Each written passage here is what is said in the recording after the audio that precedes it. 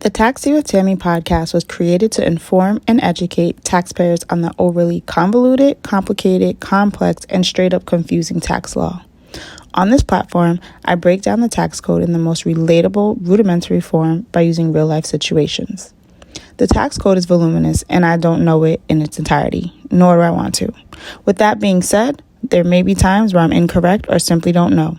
Judge me if you like, I'm still going to do my thing. This taxi isn't for everyone, but for those it is for, sip and enjoy. Sincerely, your girl, Tammy M. What's up, world? It's your girl, Taxi Tammy. I know. It's been a while, and forgive me. Life was lifing, and I'm back. So I'm going to try my hardest to stay up to date because I have so much tea in this tax world. But let's just get into it. So I received a new client who's having some payroll issues that I'm working through. And if you guys have worked with me before, or if you have not worked with me before, you already know I start all my cases with a tax investigation. And during that tax investigation, I find out all the tea, new and old and new, on your tax history. You know, I have to check your tax temperature because we're figuring out your tax health and how we can proceed with the case. So a part of the investigation stage is contacting the IRS if necessary. That's what I did, right? Contacted the IRS. So I contact the IRS on behalf of my client, letting them know, hey, I'm the POA on the case, and I want to know what's going on. Got to get the details. I love my taxpayers. I love you guys, but a lot of times you don't understand legal jargon, and that's totally okay. That's what I'm here for as an EA. That's what CPAs are here for, tax attorneys. All of us good people are here to understand, comprehend, and reiterate out to you the tax law. So I call the agent and I'm just like, hey, what's going on? I am the POA on the case. And if you could just give me a backstory of what is going on in the case, because I don't know. I don't know what's going on with the case. Well, so this is the agent. Off rip. Didn't your taxpayer tell you what's going on? And I just kind of listened and I was like, yes, actually she did. But unfortunately, taxpayers don't fully comprehend legal jargon, so I'm speaking to you as the representative to see what's going on the case. Well, she should have told you that. I don't understand why she hired you or why she secured you. All I need is some documentation that she's aware of and a payment plan so I can close this case. I was like, okay. Check the calendar. Today is February 14th, the day of love. I'm not sure why she's so angry. I mean, I could take a guess. Maybe she didn't get the roses. Maybe the roses aren't red and violets aren't blue. I don't know. It's not my business. I proceed to tell her, there are a few outstanding issues that need to be addressed before we can even discuss a payment plan. She then turns around and tells me I need to calm down. If you guys know me personally, first of all, I'm a Virgo. Telling me to calm down will never get me to calm down. But I'm in a professional setting, so I proceeded to say, we're going to speak to each other like adults. That's it. That's all I said. She takes a deep breath. She starts to go through the history of the case aggressively. I mean, just really, and your client, and I've worked with her, so I don't understand, just all sorts of opinions. Now, guys, I know that this podcast may seem very informal. If you're going to take anything away from this, take this. The IRS is bound to protocol and law. There is no room for opinion. There is no room for emotion. There is no room for any of that. They are bound to protocol and law. So, she goes on to speak, stating her opinion, talking to me aggressively, so on and so forth. And I let her go. I don't say much. I just let her go. So as she's going on and on and on, I sense that we're probably not going to get very far on this case. So being that we're not going to get very far in this case, I say, excuse me, can I please have your manager's name and number? She continues to speak over me.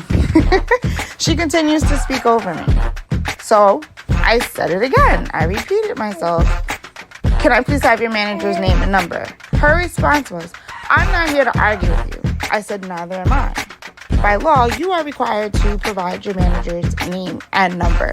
Please provide it. She hung up the phone on me. Of course, I'm steaming a pot of tea. I'm pacing back and forth in my house. Going through the motions. Quickly, I run to my computer and I start to type up a fax, because that's the only other way other than calling her that I have to contact her is via fax. The IRS doesn't necessarily provide their email. The IRS doesn't provide very much other than a phone number to get in contact with them. So I start typing up a fax, basically going through everything that happened during that conversation. From the moment we got on the phone, detailing out her aggressiveness, detailing out the things that she said to me, all the way down to the hang up. I call my taxpayer. I ask if she has any other information or any other numbers. Was she ever provided with the manager's number? She states no. But she did have a number of somebody else who was working on the case. I go, I take the number, I take the information, I fax it to not only the agent on the case, but also the secondary number of the person that I had. So I go ahead and I fax that over to both of them. I'm sitting here, twiddling my thumbs because I know that she has to call. Again, like I said, if you don't take anything away from this podcast or this episode, take the fact that the IRS is bound to protocol and law. I know a lot of people may laugh because I'm literally faxing something over is like communicating through a pigeon carrier. So I get it, but when I wrote everything down and in the subject line of the fax, I wrote, hanging up does not dismiss the case or dismiss me as the POA. POA is power of attorney, aka the representative on the case. And people thought, my tax friends that I contacted afterwards because I needed somebody to calm me down, thought that was so funny. But understand that it was a strategic move to block her from doing any further procedures on the case. When you're working for the IRS agents, whether it's an officer, an agent, whatever may have you, they have to keep what is called an activity record. Their activity record is gold. They are supposed to document all activity done on the case. That includes communication with taxpayers, communication with taxpayers' representatives, anything that they do on the case. If they pull transcripts, if they looked at a tax return, anything that they do is documented. And when the case goes to appeals or goes to tax court, that activity record, when the case goes to appeal or goes to tax court, that activity record is what is looked at as actions on the case. Big quotes. I'm like doing the quote sign with my fingers.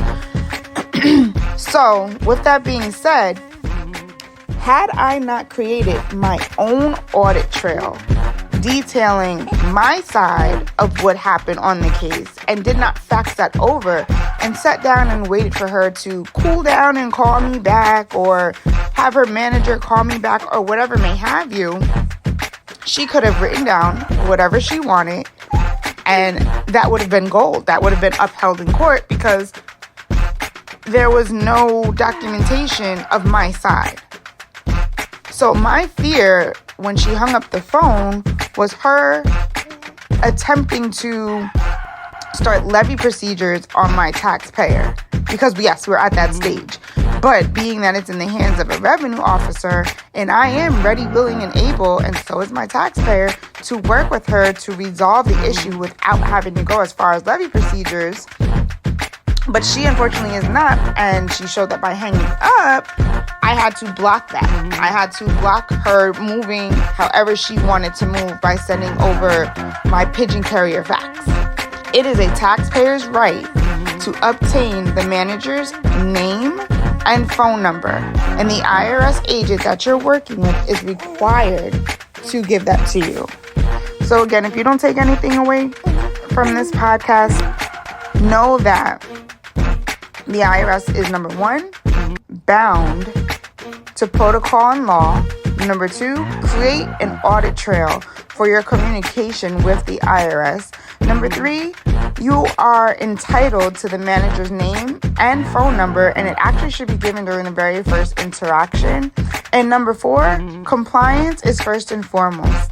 My taxpayer is out of compliance. For them to push her into an installment agreement while being out of compliance would have started the entire process over after this agent closed the case and my taxpayer decided to file a few tax returns to make her compliant. So, guys, I know it's not cheap out here to hire representation, but at least, at bare minimum, speak to somebody who is hip to the game. And I'm not talking about just anybody. Do your research on who they are, what their background is, and how they can actually help you. The IRS will move how they want to move because there's too many taxpayers who are not informed on the tax law correctly. They are not aware of their rights as a taxpayer. And if you do decide to go ahead and call the IRS on your own and you feel uncomfortable, you can hang up and let them know that you're going to seek representation, and they will have to give you time for that. So, if you guys have IRS issues, hit me up. You can visit me at www.taxauditresolution.com. You can tap into my tax blog at TaxCTammy on IG. And book a tax discovery call so we can work together or figure out how we can work together to resolve your tax issues. That's all I got for today. See you on the flip side. It's Taxi with Tammy, baby.